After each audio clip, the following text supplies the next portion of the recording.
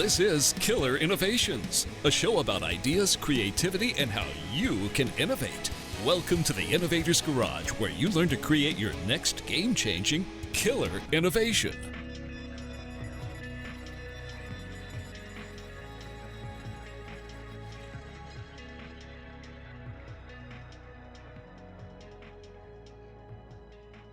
Welcome to Killer Innovations. I'm your host, Phil McKinney. We are back here in the studio. I don't know why I always say that, because we haven't gone anywhere.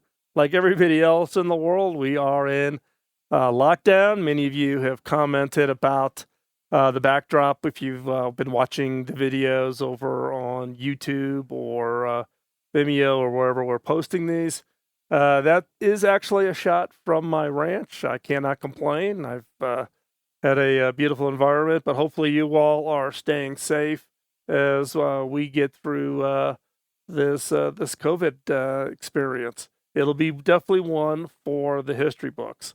As you know, from the last couple of shows, we've been doing a whole series on thinking styles, things like out-of-the-box thinking, inside-the-box thinking, how to get more out of your own personal brainstorming times, because we're all by ourselves. Now actually is a good time, if you can find that extra time in throughout your day, to sit down and really think about your ideas, your innovations, that passion project for you that potentially be the next thing for you, right?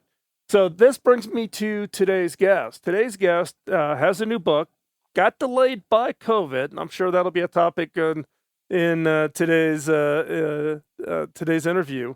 But it is about how to think about your own productivity, time, efforts, all of that is relation to getting done what we all need to get done. And yes, maybe COVID has kind of derailed some of our plans and our strategies, etc. But it's actually a good time to kind of rethink, reprioritize, and find those things that are important to you. So with that, let me bring on today's guest. Today's guest is Steve Glaveski. Steve is the CEO of Collective Campus. Steve, thanks for joining us today on Killer Innovations. Thanks so much for having me, Phil. So you are coming all the way in via Zoom from Melbourne, Australia. So let's see, we're doing this in an afternoon in Colorado, so that means it's early morning in Australia, right?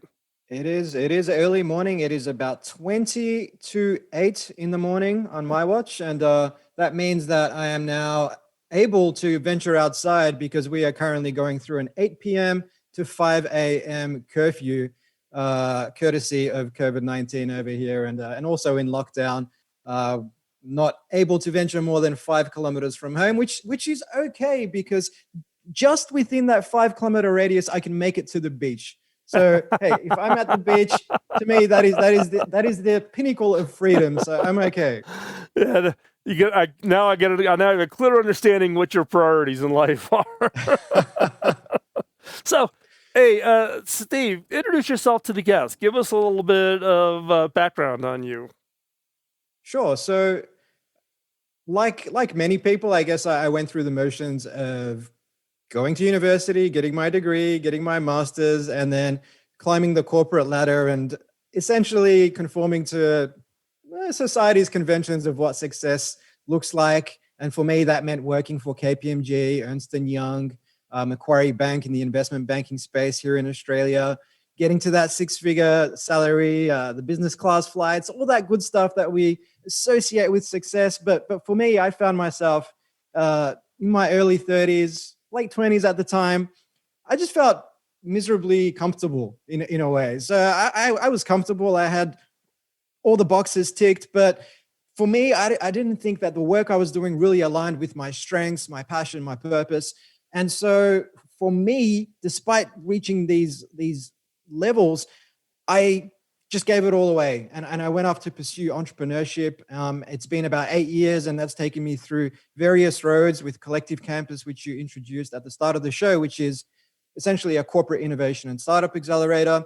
It's forced me to launch companies like Lemonade Stand, which is a kids entrepreneurship program and platform, as well as write books. And the inspiration for all of the work that I do is essentially to help both organizations and people unlock their latent potential to create impact in the world, and ultimately to lead more fulfilling lives. What that means to them is up. It's on them, right? For me, clearly, I've already put it forward that for me, it's being at the beach when I want to be at the beach, but also doing important work as well. So, and I've been involved with doing some coaching and mentoring at groups like Unreasonable Institute, which was helping entrepreneurs that were focusing on social innovation and having social Mhm. impact. Would you put yourself in that category, or is it really about helping people find their passion, whatever that passion might be?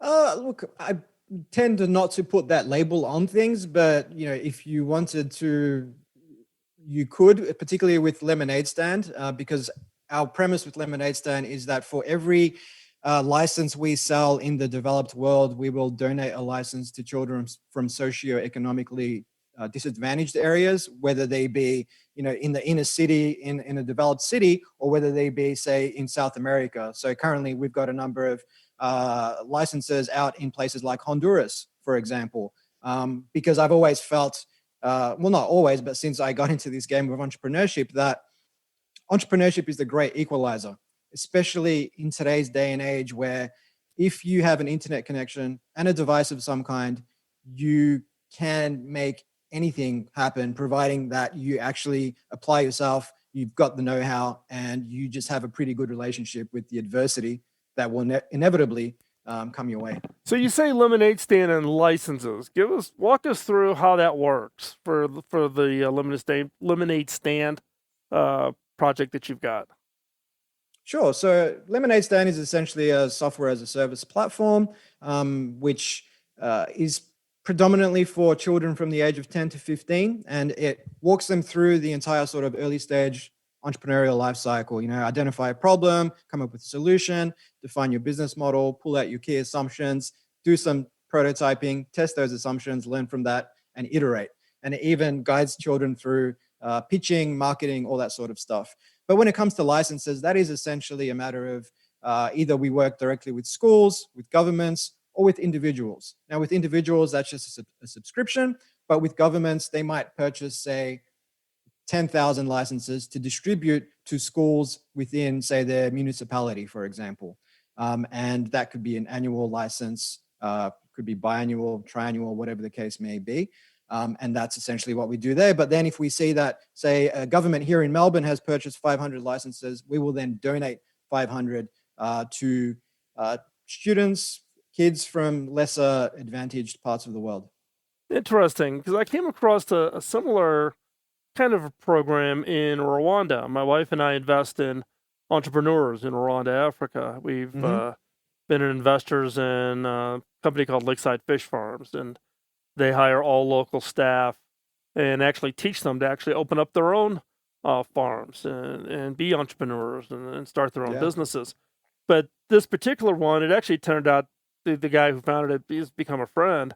But he started Watson University here in the United States, but in Rwanda and Uganda, it was an after-school program. So, think about some of the U.S. after-school programs where they teach, it's a one-class segment. You teach a little bit of entrepreneurship. They have to come up with a plan. They have an advisor, those kinds of things. But in Uganda, it's like now 90% of all the students in schools in Uganda, they now run through this program that this friend of mine started. And it's had huge impacts, just from the standpoint of getting kids aware that it's even possible. They may think it's not possible because of where they live or the conditions that they find themselves in.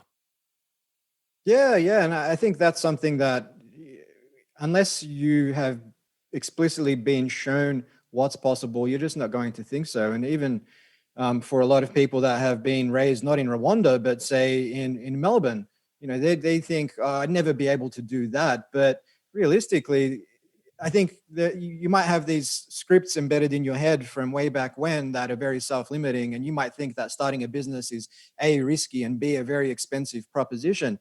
But nowadays, if you have an idea, you could literally spend, say, less than $1,000, put up your website, do some marketing, run some ads, test your customer segments, and get that initial feedback. And you might find that actually a lot of people want this, and that gives you the encouragement you need to keep going. I've got numerous friends over the years who've come out of the corporate world and started their own businesses. One at the moment is actually raising funding on a equity crowdfunding platform, and they've raised about $300,000 in the last week since going live. Another friend raised almost $100,000 on Kickstarter, and these people are no different to the layman on the street. No disrespect to my friends, but the opportunities are there so long as you pursue them, go after them, and are comfortable with the discomfort that comes with having to learn new things as you go. Well, and it's interesting because one of the things we talk a lot about on this show is the fact is that if you've got a great idea, it's only your own issue of holding yourself back and having that confidence to go out there, take that step. And look, you're not going to hit it right out of the park, right out of the gate. You may stumble, you may have to pivot, you may have to change your strategy, but you can make it work. We'll be right back after this break.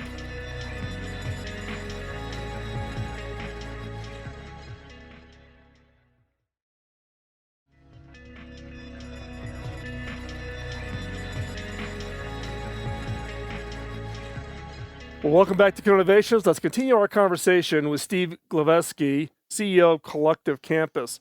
So, Steve, as we were just talking, you've got a lot on your plate. When you look at your career, all the other things, which we'll get into more details about some of those things. I mean, one of the topics I'm always interested in learning from other people, right, is, productivity. How do you stay focused when you've got so many balls in the air? And, in addition, you're running an innovation accelerator, so you're helping a bunch of other companies, plus trying to figure out your own stuff. How do you pull it all together? How do you not go crazy? Sure, it's a great question, and I think oftentimes people say, you can't do more than one thing if you want to do anything well. But I think that is usually a reflection of how we go about doing things, and saying yes to all sorts of demands on our times, teeing up too many 1-hour meetings, spending too much time on insecurity work like email and LinkedIn, and seeing what's trending on Twitter. And before we know it, it's the afternoon and we haven't really done much high quality work. Whereas I think if you're really intentional about doing away with the low value work, whether that's through automation, through outsourcing, focusing on the tasks that are truly going to move you forward, then you can get a hell of a lot done. And I'm always reflecting on monthly, sometimes quarterly basis at the very least. How am I spending my time? Whether that's my daily tasks, whether that's marketing channels, products that we're working on, whatever the case is, what's working, what's not, what should I do more of, less of, start doing and stop doing. And I think the more you reflect, the more you're intentional about that, over time, you will get to a place where you're just working almost exclusively on high value work, such as appearing on the Killer Innovation Show, Phil. So the question, there's all these if you like Michael Hyatt, he's got his, journaling systems, you've got, all, Tom Peters had a program way back then that Nightingale Conant published on sales productivity and how do you focus on the right people to interact with and get rid of the people who are low value, etc.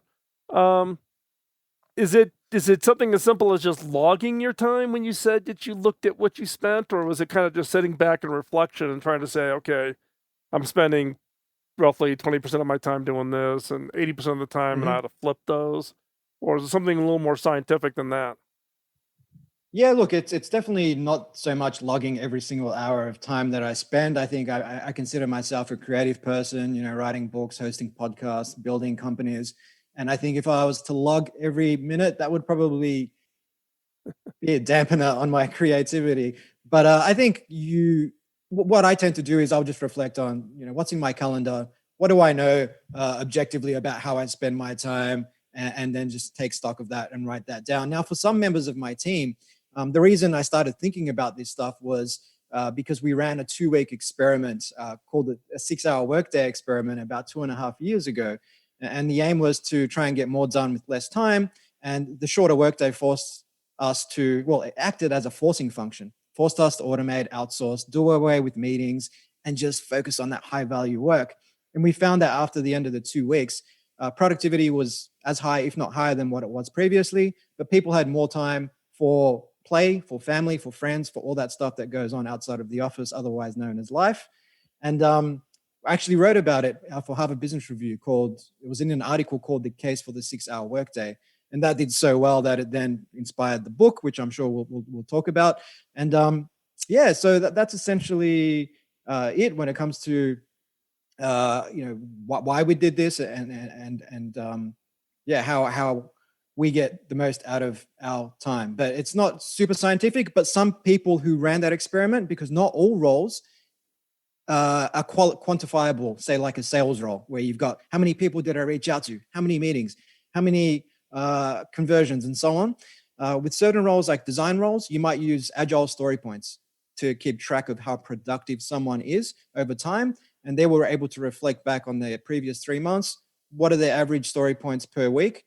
And then reflect on that during the experiment that we ran to see whether or not it was more or less higher, lower, on par with where they were previously. So maybe it can be a science experiment for some people. For others, it could be just more of an objective gut feel type of approach. So how big was this team of yours that you ran this experiment with?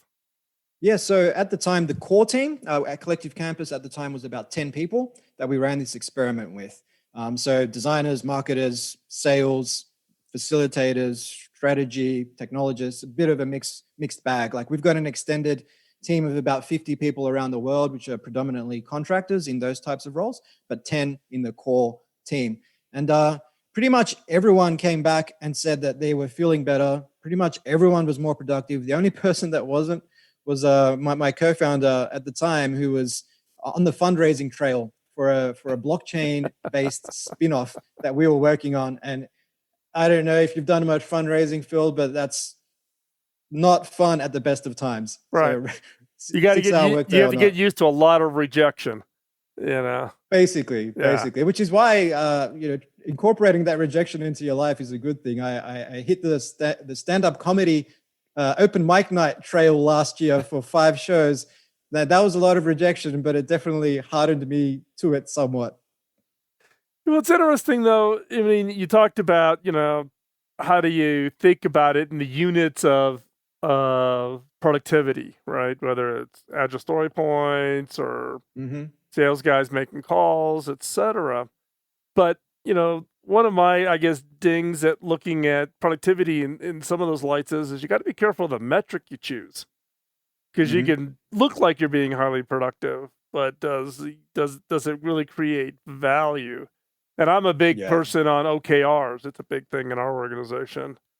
Setting your objectives and then what are your key results and what's that measurable key result? Be careful what you measure, because people work to the measurement, particularly if there's some kind of a bonus or compensation structure behind it, right? Yeah, definitely. And look, it's for some roles, it is a challenging thing, because in various roles, particularly those early stage startup companies where you don't know if you're on the right track, you can put out your prototype, you can test, you can learn, but chances are that after 12 months, an opportunity will fall in your lap, which actually takes you to a much more profitable path. Right. Now, if you're looking at just those short-term metrics, what's the revenue doing right now? Well, then you're probably going to pull the plug before you get there, which is why you want to incorporate some form of, say, surrogate metric. This is something that Scott Belsky over at Behance introduced to me on my podcast, which was, what are those leading indicators that tell us that we're on the right track? Right. And, in a sales position, it could just be that people are willing to actually have a meeting with you. Right. And that may signal appetite for your product, but you're not getting the conversions. Maybe something needs to change in terms of the business model that you're offering. Well, I think you bring up a good point about the surrogate metric. So, not getting so short term, but keeping that the long-term objective and be willing to get off the path. And your point about people giving up too early because of the short-term metric is a key challenge for innovators. So don't go anywhere. We'll be right back to continue this conversation.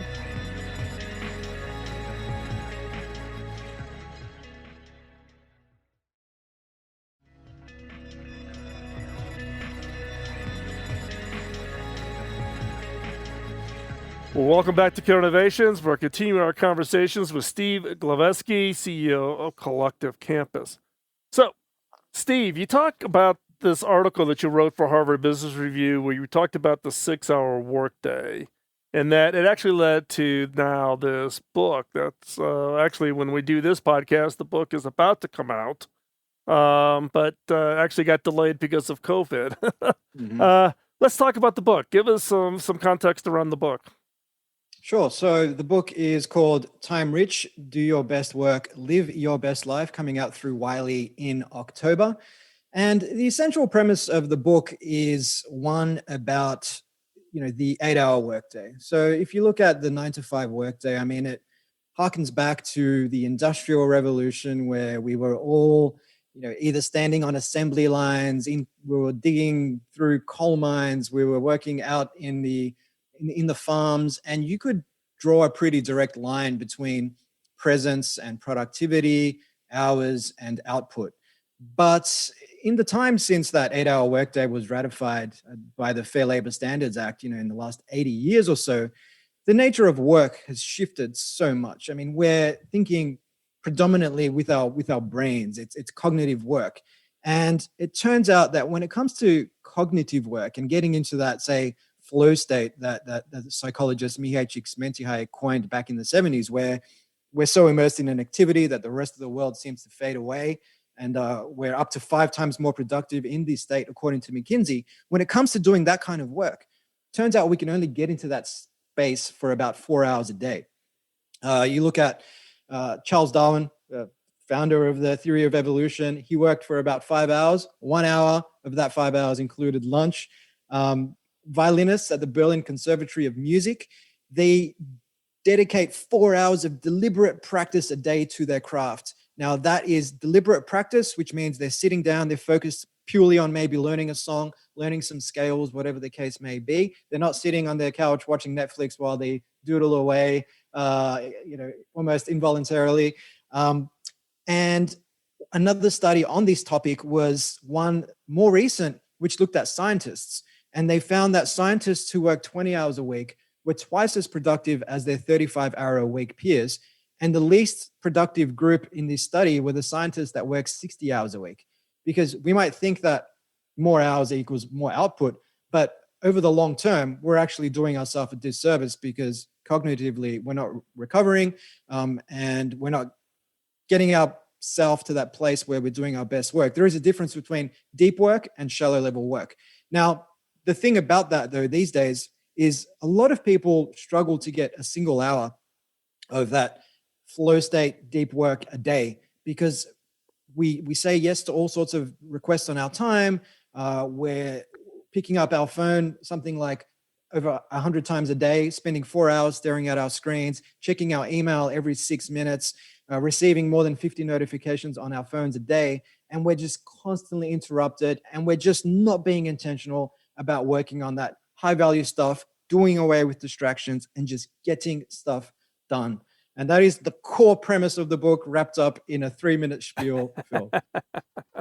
Well, I think it's it's interesting. I mean, like where I'm CEO, it took me a long number of years to finally get in place unlimited vacation. You would think that would be easy. As a CEO, you could just decree it. But in many parts of the world, unlimited vacation is actually illegal by government regulation. Yes, surprising enough, you as a CEO cannot grant unlimited vacation because of hourly wage laws.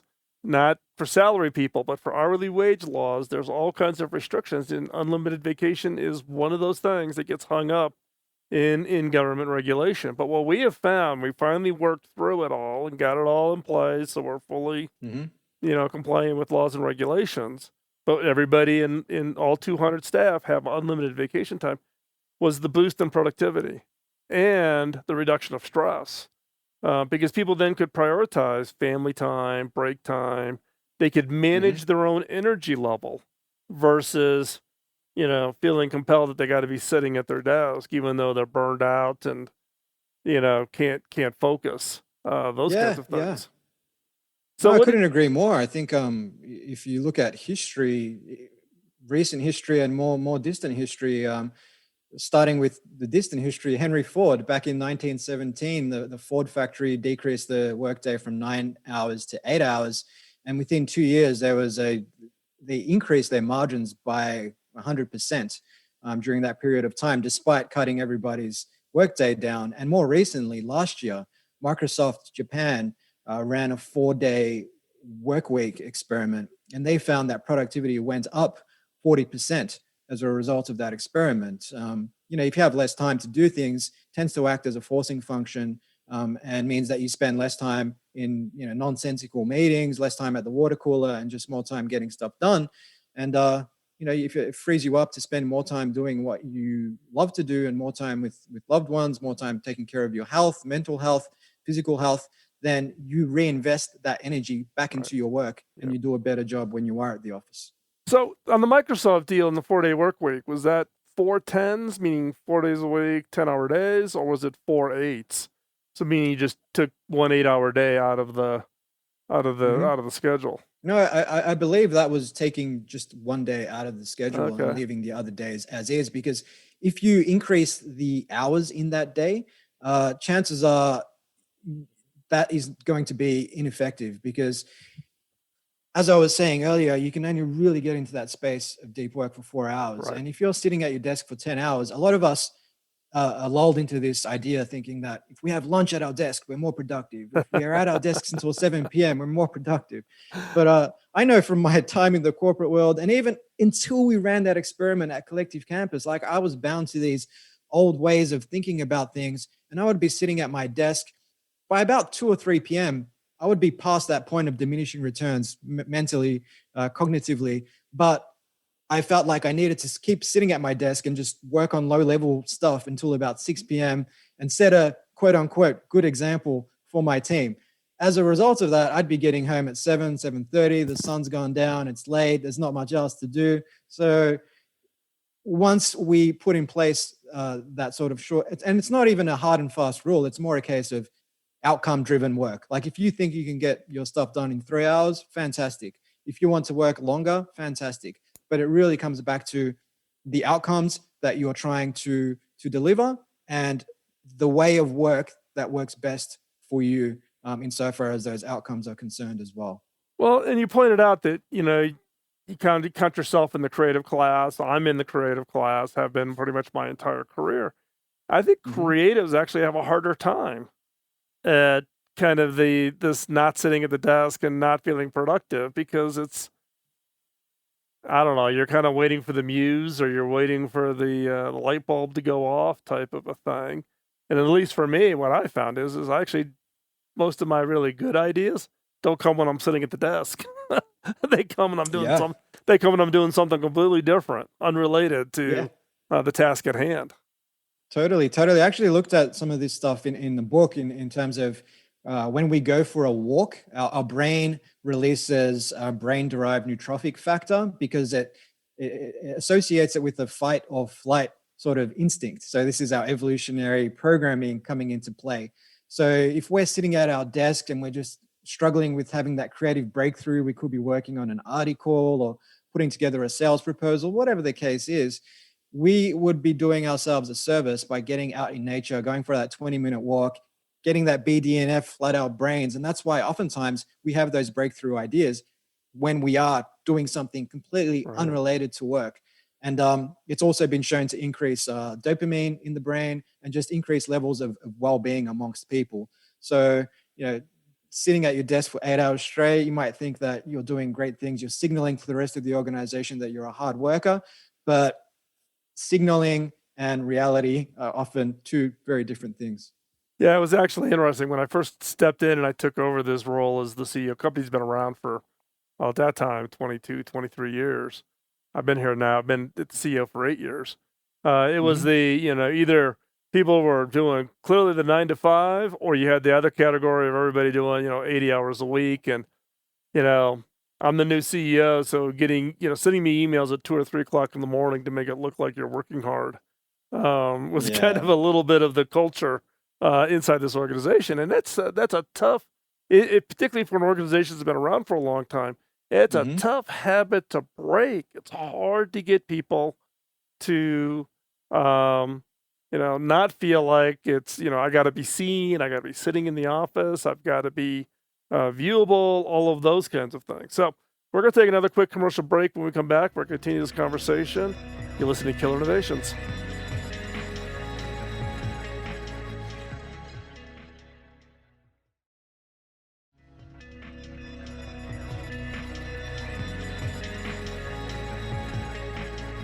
Well, welcome back as we wrap up this week's show. Continue our conversation with Steve Glaveski. So, Steve, I always ask guests that come onto the show to share advice. What advice could you give to the listener that they could apply based on your work and your experience? Sure, and it's a great question, and it's always difficult to pick just one piece of advice. It's like picking a favorite child. But in the interest of something that your listeners can start to apply today, I'm drawn to a quote by Seneca, the ancient Roman philosopher, who said that people are frugal in regards to spending their money, but they are very wasteful when it comes to the one thing that they should be most prudent with guarding, and that is their time. Because money, once you spend it, you can earn it back. But time, once you've spent it, it's gone. And for some reason, we tend to say yes to a lot of things without giving it much thought. And as a result of that, we could be busy. We could fill our calendar with all sorts of things that we have committed to. And the thing about doing that is every time we say yes to something else, and while there is some benefit to, say, creating space for serendipity and chance encounters that create new opportunities, every time we say yes to something else, we're saying no to everything else. And that includes our own priorities, our own goals. So really being a lot more intentional about what we say yes to, I think, is a very powerful way. It's a meta skill in terms of getting more time back for the things you truly value. Well, it points to one of the fundamental issues that I think a lot of people have, right, is the FOMO problem, the fear of missing out. I say yes to everything. Oh, someone, some college student reaches out to me looking for advice, right? Maybe, who knows? Maybe this kid becomes the next, Elon Musk. Maybe. Or, some entrepreneur wants to let me, ask me to take a look at their pitch and give them feedback on the pitch. Oh, I don't know. Maybe they'll become the next Facebook, right? So it's this thing in the back of your mind that's saying, you never know, this might just be, but before you know it, you're spending all of your time doing all of these other things. It's kind of a hedge your bet thing, I guess, is one way to describe it, versus focusing on your own thing. How do you get over that? How do you get yourself to stop? Saying no is hard, but how do you get people to recognize that value? What's the trick to saying no? Yeah, well, I think it comes back to, you kind of touched on it there, value. Like what do you truly value? Who do you want to be? What are your goals? Where do you want to be 1, 2, 3, 5, 10 years from now? And what are the actions that are going to get you there? And then when these opportunities come up, when someone contacts you on LinkedIn or whatever the case is this aligned with my values or not? And I think with a lot of these, say, early stage, in the example you gave there of an early stage entrepreneur reaching out, I think there is value in saying yes to a few of those initially to get a feel for it. But also, the more time you've spent in the entrepreneurial game, like, you can see signals. I'll jump onto the person's LinkedIn profile. Have they built startups before? Have they raised any capital? Have they built a prototype? Have they demonstrated anything that suggests that they know what they're doing, even remotely? And then saying yes to a few of those, but not all of them. Right. Because the moment you see that you are not getting any closer to your goals, and that's something that you can track through various metrics, because you're spending all your time on these other things. The moment you see or you feel yourself dropping the ball in terms of, say, your personal relationships, because maybe that's something you really value, your health, physical health, mental health, because you're saying yes to all these other things, you're working long hours, you don't have time to play with your kids, then obviously you want to be reflecting and reassigning, reallocating how you spend your time. And what I have found with the FOMO problem, right, with the fear of missing out is while, let's say you're I'm an angel investor, so I'll invest in early stage companies, right? And if I'm doing really, really good, I'll get a 10% success rate out of that. I'm going to assume 90% of anything I invest in is just going to go away. But I found with FOMO, when you invest the time, I'm lucky if I get 1% or less than 1% of those turning out to anything. So when you think about it from a return perspective, just value to time, they just are, but it's hard. People want to be liked. You don't want to come across as, being hands off or, you don't meet my bar, so therefore I don't want to spend time with you, which is not the case. It is that value of time. Hey, Steve, I just want to say thank you for joining us here on Killer Innovations. If people want to keep track of you and where can they find the book, where's the best place to stalk you, I guess? It's the best way to describe it. I think the one-stop shop is steveglaveski.com. That's where they can essentially find links to my companies, my books, my social media profiles, my blog posts, podcasts, all that sort of good stuff they can find there. But they can download the first chapter of Time Reach, as well as download a PDF I prepared called Time Reach Tools, which is full of tools you can download to automate various aspects of sales, marketing, customer service, you name it. And that's available at timereachbook.com. Great. And we'll have all of those links over in the show notes over at Killer Innovation. So if you're driving in your car, do not grab for that pen. Just wait, get back over to Killer Innovations. We'll have all the links so that you can keep track of Steve and find his book. Steve, thanks a lot for joining us today here on Killer Innovations. Thank you so much, Phil. It's been a pleasure. Thank you. So as you wrap up today's show, I want to thank you for taking the time out of your busy schedule to join us here at Killer Innovations as we continue finding interesting guests, interesting topics. If you happen to have a guest who you think would be a great on the show, just drop me a note, phil@killerinnovations.com. We're always looking for interesting guests, people who have an opinion that could maybe open our eyes and look at things a little differently. I'm actually wrote myself a note here to talk with my team at Cable Labs, talk about the 6-hour work week makes sense even for us as we try to manage our people from the standpoint of high productivity, but also taking stress out of people's lives. We just have found that when we are successful at doing that, the impact is so much higher. So with that, let me wrap up today. Thank you again for joining us. We'll talk to you next week. Bye-bye.